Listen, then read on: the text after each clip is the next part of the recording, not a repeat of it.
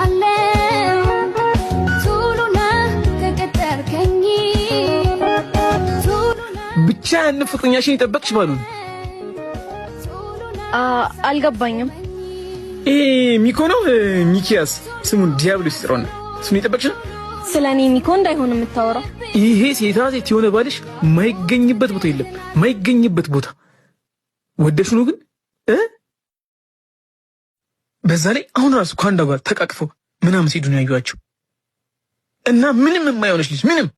በል አንተ ከሰሙክ ብዙ ታወራለህ። ሁለተኛ ስለሱ እኔ ጋር መተህ እንዳታወራሽ። ይሄ ሙከራ ያልተሳካ ሌላ እድል መሞከር አለብኝ። እየጠበቀሽ ነው ዛሬ ዘገየሽ ምነው መግቢያ መውጫሽን ሳየው ስተፊ ጨነቃለሁ አይኔ እየጠበቀሽ ነው። ሚኮ ይላል። በእናትሽ እንዴት ነሽ? አለሁ እግዚአብሔር ይመስገን። አንተ ግን ፍቅረኛ ነኝ ነው ያዩት? በእናትህ ምን አይነት ፍቅረኛ ነው ያለ? ምን አደረገች? ከብዙ ሰዎች ጋር ነው የምትሆነው። ምንም የማትሆን ፍቅረኛ ነው ያለ።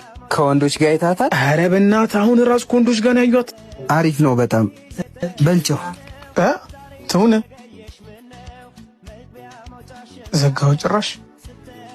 እነዚህ ልጆች እንዴት ነው መለየት የምችለው? በእናታችሁ ወይ የኔ ጉዳይ